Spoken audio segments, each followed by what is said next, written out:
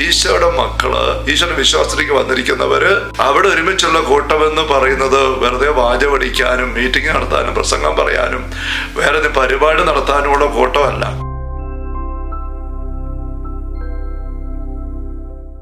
ഈശോ മിശിഹായ്ക്ക് സ്തുതിയായിരിക്കട്ടെ. നിങ്ങൾ ഇപ്രകാരം പ്രാർത്ഥിക്കുന്നുള്ള ഈശോയുടെ നിഷ്കർഷയെ ഒരു പൊതുശീർഷകമാക്കിക്കൊണ്ട് കർത്തൃ പ്രാർത്ഥനയെക്കുറിച്ച് നമ്മൾ തിരുവചന വിചിന്തനങ്ങൾ എടുത്തുകൊണ്ടിരിക്കുകയാണല്ലോ. അതിൻ്റെ 68ാമത്തെ സെഷനിലേക്ക് ഈശോയുടെ നാമത്തിൽ ഹൃദ്യമായ സ്വാഗതം. Hallelujah, hallelujah, hallelujah. പ്രിയപ്പെട്ട സഹോദരരെ, കർത്തൃ പ്രാർത്ഥനയിലെ 7 യാചനകളിൽ 4ാമത്തെ യാതനയെക്കുറിച്ച് നമ്മൾ ചിന്തിച്ചുകൊണ്ടിരിക്കുകയാണല്ലോ. ഞങ്ങൾക്ക് ആവശ്യകമായ ആഹാരം ഇന്ന് ഞങ്ങൾക്ക് നൽകണമേ. അതിൽ ആഹാരമായിട്ട് ദൈവം നമുക്ക് വേണ്ടി കരുതി വച്ചിരിക്കുന്ന 1ാമത്തെ കാര്യം ദൈവത്തിൻ്റെ വചനമാണ് എന്ന് നമ്മൾ ശ്രദ്ധിച്ചു. വചനമാകുന്ന അപ്പം. 2ാമത്തേതായിട്ട് നമ്മൾ ശ്രദ്ധിച്ചു അന്നു വേണ്ടി ആഹാരം ഇന്ന് തരണമേ എന്ന് പ്രാർത്ഥിക്കുമ്പോൾ ഞങ്ങൾക്ക് ഈ അപ്പം എപ്പോഴും നൽകണമേ എന്ന് യഹൂദര് കഫർനഹൂമിലെ സിനഗോഗിൽ ഈശോ പഠിപ്പിക്കുമ്പം ഈശോയോട് ആവശ്യപ്പെട്ടു. അതിന് ഉത്തരമായിട്ട് ഈശോ കൊടുക്കുന്ന അപ്പം തൻ്റെ തന്നെ ശരീരം രക്തം ആകുന്ന അപ്പമാണ്. യോഹന്നാൻ 6 നമ്മൾ കാണുകയുണ്ടായി. അങ്ങനെ ദൈവികാരുണ്യം സ്വീകരിക്കുക, ഈശോയുടെ തിരുശരീരവും തിരുരക്തവും നമുക്ക് ഭക്ഷണമായിട്ട് മാറുക എന്ന് പറയുമ്പോൾ അതുവഴി സംഭവിക്കുന്ന എന്താണ് നമ്മൾ സൂചിപ്പിക്കുകയുണ്ടായി. ഈ അപ്പം ഭക്ഷിക്കുന്നവൻ, ഈ രക്തം പാനം ചെയ്യുന്നവൻ എന്നിലും ഞാൻ അവനിലും വസിക്കും. അപ്പൊ ദൈവം നമ്മിൽ വസിക്കുന്ന, ദൈവത്തിൽ വസിക്കുന്ന അനുഭവത്തിലേക്കാണ് ഈ വിശുദ്ധ കുർബാന സ്വീകരണം വഴിയായിട്ട് സംഭവിക്കുന്നത്. ദിവ്യകാരുണ്യ സ്വീകരണമെന്ന് പറയുന്നത് കുർബാനയുടെ അർപ്പണത്തിൽ നിന്നും തളർത്തി മാറ്റാൻ പറ്റാത്ത കാര്യമായിട്ട് ഈശോ പഠിപ്പിക്കുന്ന നമ്മൾ ശ്രദ്ധിച്ചിട്ടുണ്ട്. നിങ്ങളെല്ലാവരും ഇതിൽ നിന്ന് വാങ്ങി ഭക്ഷിക്കുവിൻ, എല്ലാവരും ഇതിൽ നിന്ന് വാങ്ങി പാനം ചെയ്യുവിൻ. ഈശോയ്ക്ക് നിർബന്ധമാണ്. കുർബാനയെ സംബന്ധിക്കുന്ന സകലരും വിശുദ്ധ കുർബാന സ്വീകരിച്ചിരിക്കണം എന്നാണ് ഈശോയുടെ മനസ്സ്. അതിനും അപ്പുറം നമ്മൾ കാണുകയുണ്ടായി. കുർബാനയിൽ സംബന്ധിക്കുന്നവരെ കുറിച്ചല്ലേ പറയുന്നത്. കുർബാനയെ സംബന്ധിക്കേണ്ടത് ആരാണ് എന്ന് ചിന്തിക്കുമ്പോൾ നമ്മൾ ശ്രദ്ധിച്ചതാണ്, നിങ്ങൾ എൻ്റെ നാമത്തിൽ ഒരുമിച്ച് കൂടുമ്പോഴെല്ലാം ഇപ്രകാരം ചെയ്യണം. ഏത്? അപ്പം വാഴ്ത്തണം, വീഞ്ഞ് രക്തമായിട്ട് വാഴ്ത്തണം. ഇത് ചെയ്യണം. അപ്പൊ എൻ്റെ നാമത്തിൽ ഒരുമിച്ച് കൂടുമ്പോഴെല്ലാം ഇപ്രകാരം ചെയ്യണം. അപ്പൊ ഈശോയുടെ നാമത്തിൽ ഒരുമിച്ച് കൂടുന്നവര്, ഈശോയുടെ മക്കള്, ഈശോയുടെ വിശ്വാസത്തിലേക്ക് വന്നിരിക്കുന്നവര് അവിടെ ഒരുമിച്ചുള്ള കൂട്ടമെന്ന് പറയുന്നത് വെറുതെ വാചവടിക്കാനും മീറ്റിംഗ് നടത്താനും പ്രസംഗം പറയാനും വേറെ പരിപാടി നടത്താനുമുള്ള കൂട്ടമല്ല. 1ാമത് മറ്റൊന്നും വേണ്ടെന്നല്ല, അതൊക്കെ വേണം. നമുക്കറിയാം അപ്പോസ്തല പ്രവർത്തനങ്ങളിൽ 7 ഡീക്കന്മാരെ എടുക്കേണ്ടി വരുന്നത് ഭക്ഷണമേശയിൽ ഭക്ഷണം വിതരണം ചെയ്യാൻ, സഹായങ്ങൾ വിതരണം ചെയ്യാൻ, കാരുണ്യ പ്രവർത്തനങ്ങൾ, സോഷ്യൽ വർക്കുകളൊക്കെ അതിൻ്റെ ഭാഗമായിട്ടുണ്ട്. വസ്തുക്കളെല്ലാം വിറ്റ് ആദിമസഭയിൽ അനേകർ തങ്ങളുടെ വസ്തുക്കൾ വിറ്റ് പണം കൊണ്ട് അപ്പോസ്തലന്മാരെ ഏൽപ്പിച്ചു.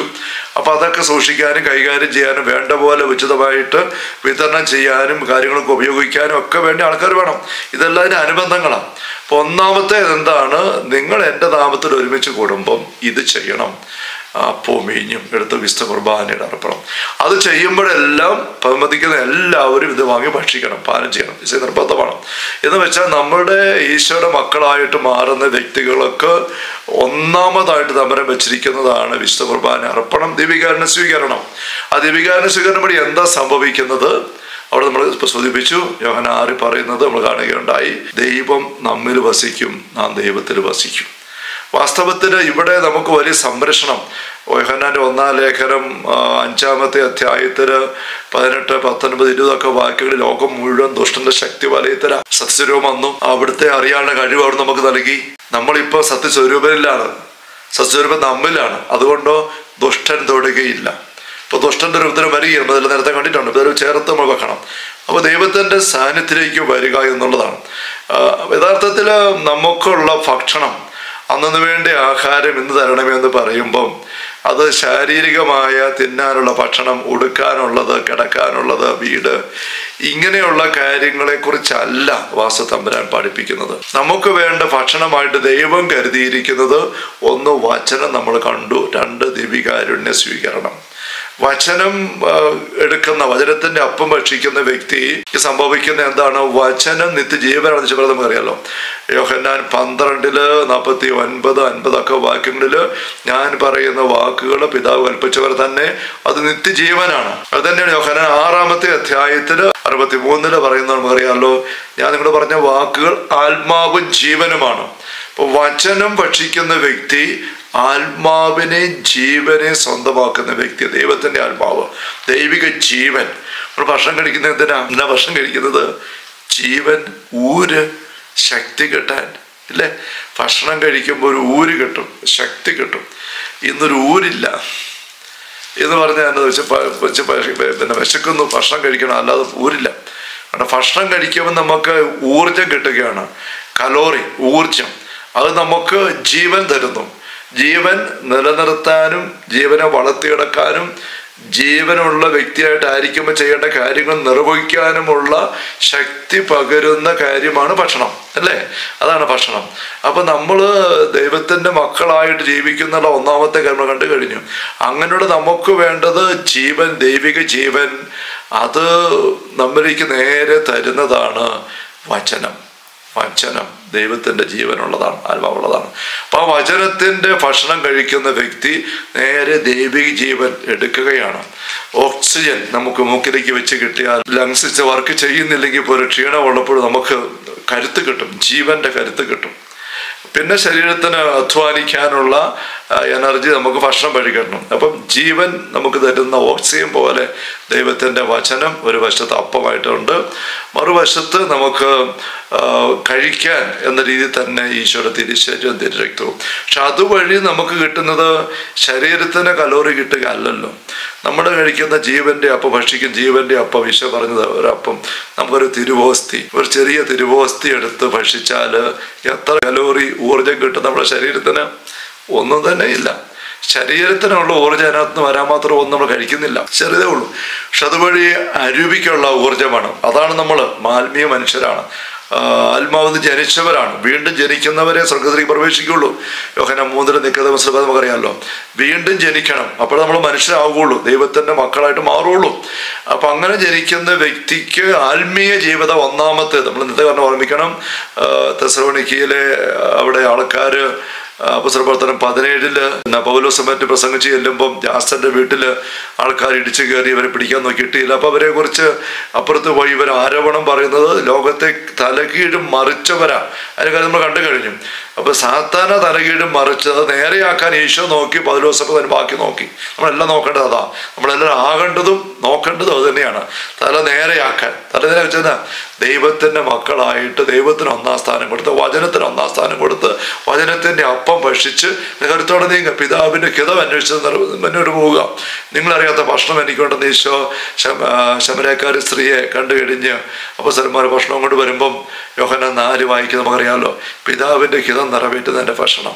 അപ്പൊ ദൈവത്തിന്റെ ഹിതം പങ്കുവച്ചിരിക്കുന്നതാണ് വചനം, അല്ലേ? ദൈവം തന്നെ തന്റെ ഹിതം വെളിപ്പെടുത്തുന്നതാണ് ദൈവവചനം.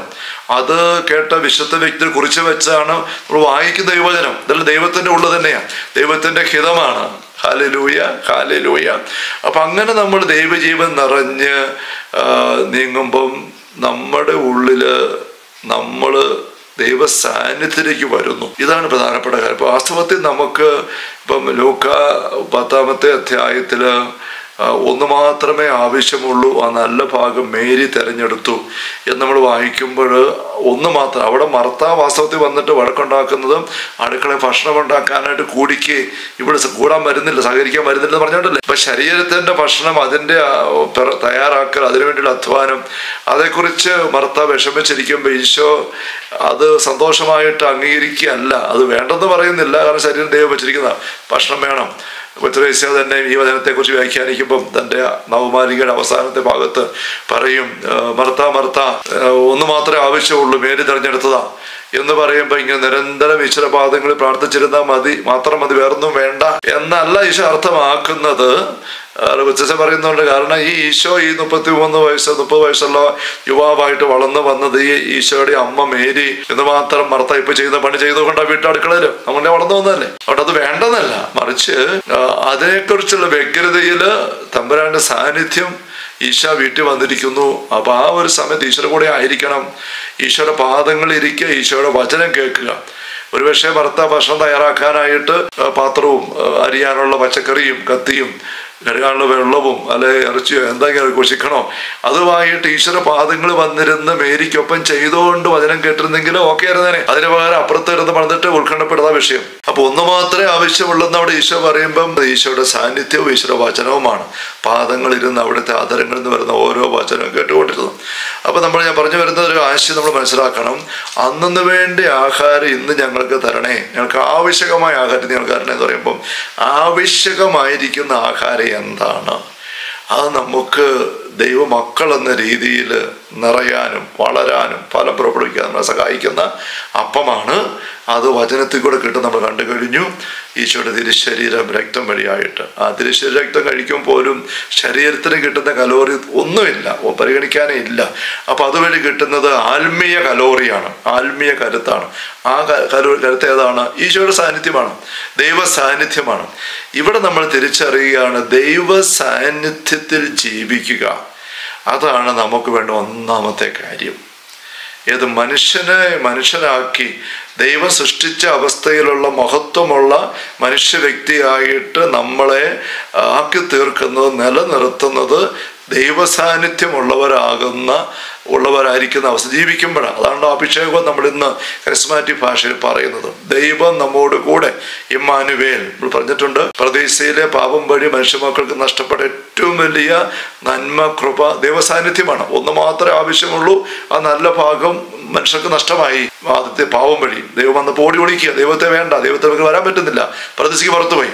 അതുകൊണ്ട് ആ നഷ്ടപ്പെട്ട ഒന്ന് അത് തിരിച്ച് നമുക്ക് തരാൻ വേണ്ടിയിട്ട് തമ്പുരാൻ കണ്ടുപിടിച്ച മാർഗമാണ് മനുഷ്യാവതാരം, ഇമ്മാനുവേൽ. അവരുടെ പേര് തന്നെ അതാണ്, ദൈവം നമ്മോട് കൂടെ. അപ്പൊ ദൈവം നമ്മോട് കൂടെ, നമ്മൾ ദൈവത്തോടു കൂടി ആകുന്നു. ഞാൻ എവിടെയോ പറഞ്ഞിട്ടുണ്ട്, പാപ്പയുടെ ജീസസ് ഓഫ് നസ്രത്ത് എന്നുള്ള പുസ്തകത്തില് പാപ്പ ഇങ്ങനെ അതിന്റെ ആമുഖഭാഗത്ത് പറയുന്നുണ്ട്, ഈ അക്രൈസ്തവരായ വ്യക്തികൾ ക്രൈസ്തവ വിശ്വാസത്തിലേക്ക് വിരൽ ചൂണ്ടിക്കൊണ്ട് ചോദിക്കുന്ന ചില ചോദ്യങ്ങളുണ്ട്. നിങ്ങൾ കേട്ടിട്ടുണ്ടാവും ഇത്. എന്താ നിങ്ങൾ പറയുന്നു ദൈവം മനുഷ്യനെ അവതരിച്ചു നമ്മുടെ പാപങ്ങളെല്ലാം ഏറ്റെടുത്തെന്ന്, എന്നൊരു പാപമെല്ലാം തീർന്നോ?